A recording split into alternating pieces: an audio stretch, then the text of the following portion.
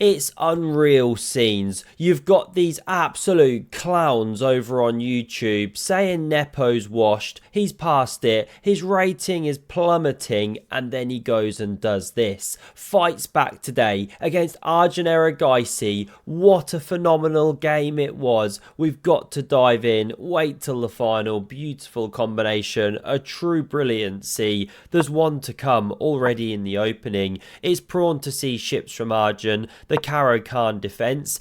This is the Uzbek Cup being played in Uzbekistan. Well done if you deduced that. Now pawn pushing on, and if you take the pawn, you're not holding on to it. Black will win that one back, so we don't see it taken. Nepo develops. Classical time control, of course. Time's on the left there. Queen's in the game. Kicked out. That's why you don't normally bring the queen out too early, but she finds a home here. White's got more space, bit of pressure already, and so sits better. How to fight back, build a banana hammock. Very sensible. We get this pony joining the game here, and now this is a risky move. Pawn d4. And it's one of the top engine moves, don't get me wrong. But the difference is Arjun's done his homework, sat there with a computer deep into the night, doing his prep. But when you play such moves so early in the opening, you give squares. You allow counter-attacks. This is what Nepo does with the first brilliancy of this game. If you capture that noble steed, it's not actually queen takes, but bishop takes that's most precise. The king's only got one square, and this is how you shut the trap. You got the beautiful diagonal controlled by the queen. King's boxed in by all its own pieces. That's the game. Excuse me. So what was played? The bishop developing here. Stops the queen from sliding through with this one. In response, the knight moves back. That is 3 times attacked now. You've got to do something. Bishop h6 is the response. Arjun's playing all the top moves, including this one. Bishop takes on c2. Now this is some wild stuff. He's obviously prepped this. But at the end of the day, you're nabbing pawns when your pieces aren't yet developed. How's this knight getting in the game? How's the king getting castled? Now we see this one castle from white, and although these are the top engine moves, very difficult to play from the black side. The knight now has a square, could go to c3, goes to f4, also a good move. e6 is now best, but Arjun goes wrong. And this is the problem when you're trying to just recall these engine lines and it's not that intuitive. This was played in the game. It allows pawn e6 as a very powerful move. Black then has to go f5. Not played though. Instead Nepo takes. Queen recapturing. Hitting a bishop here.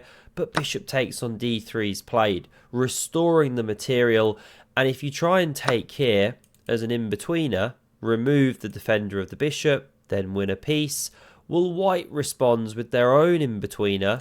Check. Lovely little Zwischenzug. And after the king moves, queen takes. Materials level, but look at that black king. Not having fun. This is a great pawn. White's better. So we didn't see takes. We saw this move. Now knight takes. Rook d8 is played. Top move once more. The piece is going to drop. The rook defends. This is a pin, of course, but soon broken. Bishop takes was played. Why would you help white develop? Well, black also wants to develop. This is the problem for Arjun. He does develop with the knight here on the edge of the board, but headed to the centre. Queen f3 is an excellent move. Precise, because you cover this rook here and therefore threaten to move the knight somewhere, and you hit a pawn. And this is why you can't go b6. Knight e1 or a knight move of some kind is a huge threat. The queen would have to move. You take with check. The king can't castle. The queen heads to c6 because you pushed b6. Not fun. So castles is best. But it allows this. Nepo's gobbled a pawn and it's a clean pawn. He's just one to the good.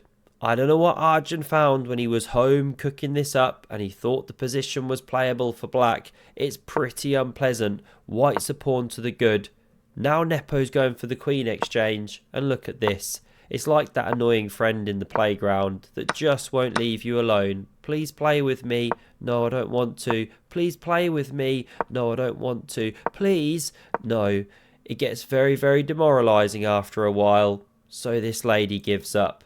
A different move is played. The pawn's pushed on, looking to wreck the position here. Then jump with knight e5 if you were to take with the rook, and the queen had taken here, no longer on the square. Therefore f6, very stinky upside down bathtub. This is not an ideal pawn structure, and Nepo starts to pounce. Playing very precisely this game, we must say. He covers a2 now, opens up access to d5, and look at this, d7. What a rook that is. Seventh heaven stuff. Hard to say when you're feeling kind of blocked up. I got the allergies stuff going on, maybe a touch of a cold, I'm not sure. That's 3 kids for you, bringing all sorts home. Queen e5's now played, sneaky checkmate in one threatened. Arjun looks all over the room to try and bamboozle Nepo. Never look 'em dead in the eye. If you're threatening mate in one, they're more likely to miss it. Nepo spots it, builds that luft for the king. Not the most precise, but it does the job. He's still much better here. The knight's kicked forward, could have gone backwards too, but this is the game. Queen moves check, king g2, and there's 2 pieces pressuring the e7 pawn, so you've got to do something. If you play rook e8, it gets terribly passive. Playable, but passive, and that's why rook c8 is selected. You defend the pawn via the pin of the knight here to the queen. Best move now is not a3, but it's not bad. We see king f8 to add some protection to the pawn. Rook d3 now. You're about to see the point. A little bit of repetition, some tickle. Both players giggling, but Nepo puts a stop to it. Slides the rook to f3, setting up some very nasty exchange sacrifices. Remember, once that knight disappears, not only do we have a structure that only a mother could love, but then e7 is ready to collapse, either with knight or with queen. And it's why, after queen d2, not the most precise by the way, not by a long shot, queen d1 was a lot better apparently, didn't look deeply into why. Queen c5 is now really powerful because it hits the pawn twice and it hits this a5 pawn, which threatens to then get the queens off, and you'd be another pawn ahead. Sometimes as well from c5 it supports the attack. So best move, but not played. Nepo pushes the pawn before you can say chill Liren. There he is, eating some nuts. We do miss him. Legendary player. Hope to see him back at the board soon. Takes his played. Pawn recaptures. Queen d1. And it sets up, excuse me, choking on my own BS, an absolutely gargantuan attack. The rook joining in, picture checkmate with the queen on h1. This is the big battle now. Nepo's clearly better, attacking the black king, outside passer, but black's got the big counterplay.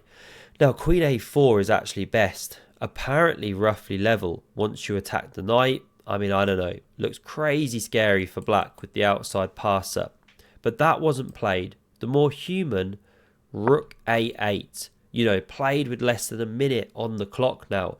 This is the thing here, you've got to go for the tricks. Nepo could take on f5, technically best, but it is very complicated after rook a1. He doesn't do it. He goes for the second best bed by taking on e7 there. Now if you take, you're dead. Queen's in, you're getting killed. King here, what's the finish? Something like this. Pawn could be running through. If you try and set up the mating attack, you get mated on the back rank. Many similar lines, less backup. You can't touch that knight, and that's why knight d4.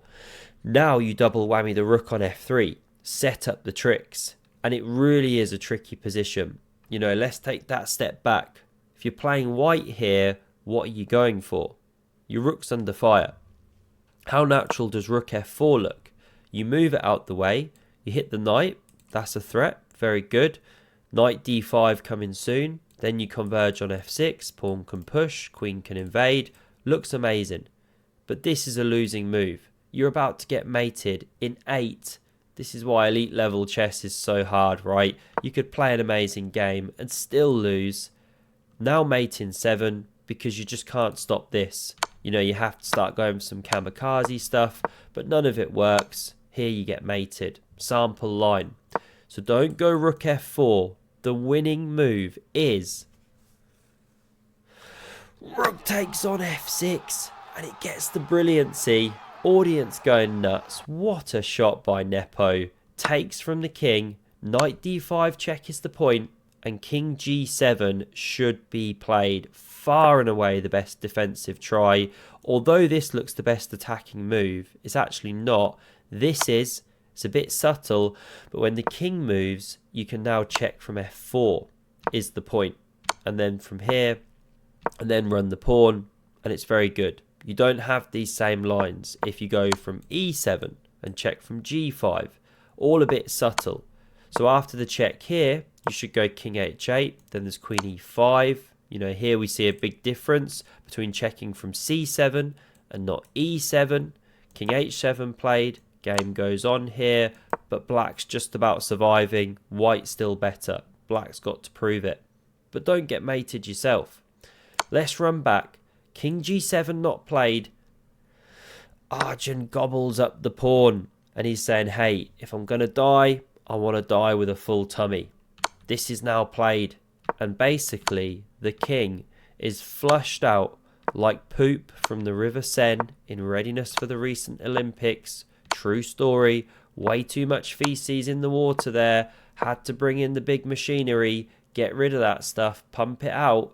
This is where we saw resignation, because there's a double threat to take on g6 with check, and then wherever the king goes, land a mate using knight and queen. Deadly attacking combo. And let's say you go queen d3, fight against that, maybe look for some counter checks or something if this knight ever moved. Now there's a check here, and when the king goes, you lose an entire rook. It doesn't work out. And of course you couldn't play rook a6 to defend, queen takes. Or maybe there's something even more brutal. Dunno. So this is resigns. Move 51. Great bounce back by Nepo. I'll be honest, I'm just licking my lips at the time he sits down at the board in this tournament to play Hans Niemann. It'll probably be a draw or something, but it'll be fun to see whether they shake hands. Hope you enjoyed this one. Do have a look at the video on screen if you want to see some more epic chess. And thanks for watching. Cheers.